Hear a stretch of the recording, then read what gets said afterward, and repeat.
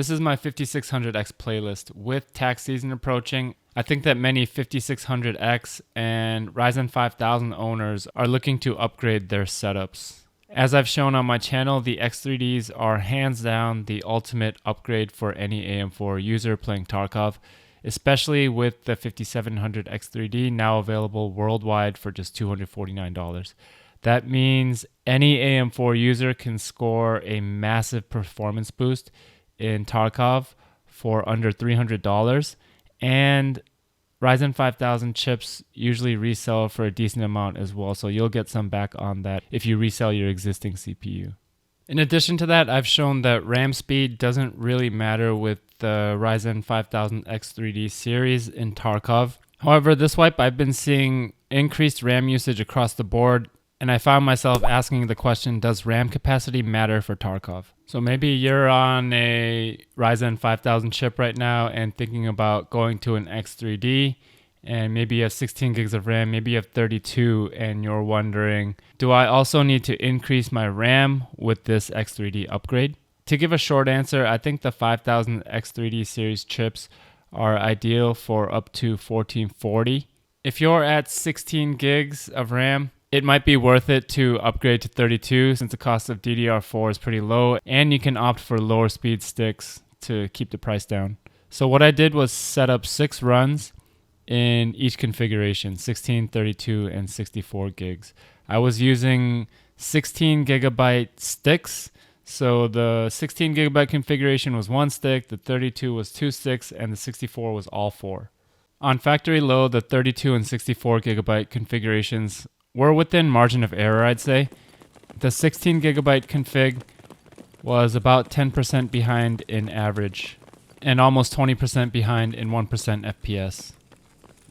When I took it to streets, the 32 gig configuration actually performed the best over the span of a few days. Maybe it was just how the RNG was playing out, but those are the results I got.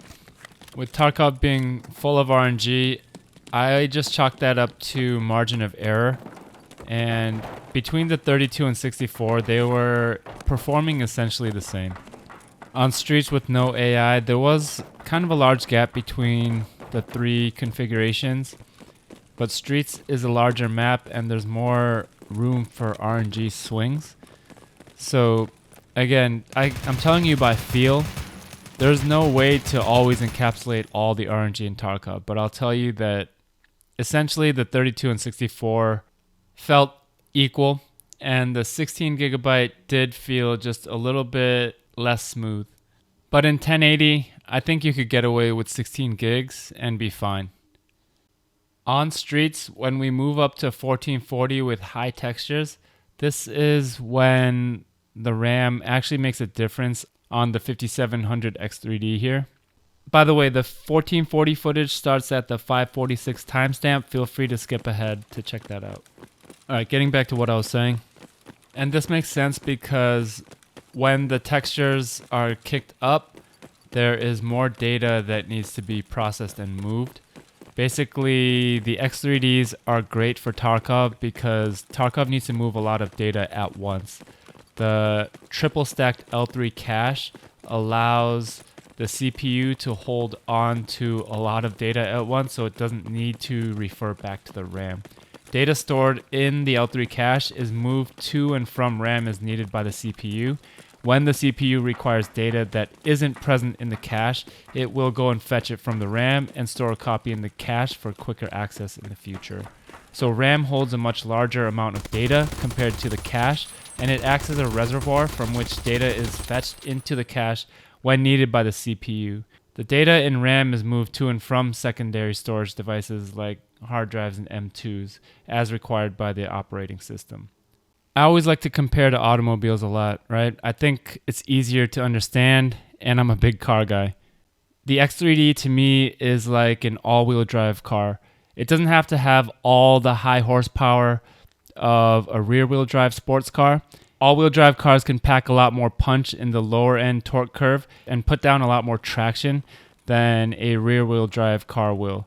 But the rear-wheel drive car, once it gets started and going and it has a long enough straightaway, then they can outrun the all-wheel drives, right? And it's the same thing with Intel's versus AMD's.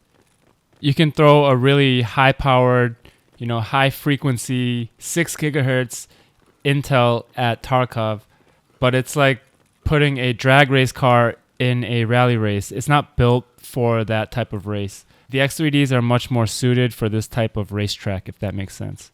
And if the CPU is the engine in this illustration, then the RAM is like the tires. If you put mid-range tires on it, you should be able to get the most out of that engine.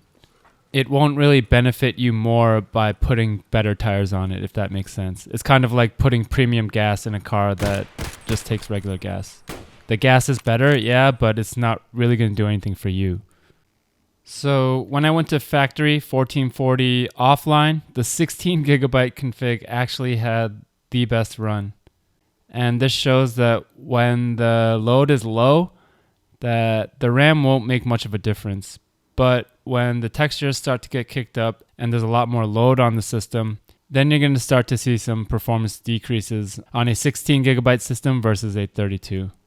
So in conclusion, if you're on a 5000 X3D system, I think it's fine to use 16 gigs up to 1080, maybe medium textures.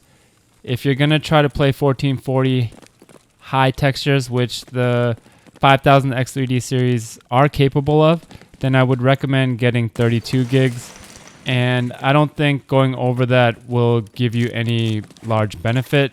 You're probably better off spending that on better peripherals, like a keyboard, monitor, or mouse, or pocketing that extra cash. Feel free to use the timestamps in the video description to skip around to see the stats and footage. This is where I'm going to end my commentary. So I hope that answers your questions about RAM capacity for 5000 X3D systems. I will be testing my 7000 X3Ds next, so stay tuned for that. As always, I want to thank you for spending some of your valuable time here. I don't take that lightly. I know how many videos are on YouTube, and I know personally how short my attention span is. So thank you from the bottom of my heart.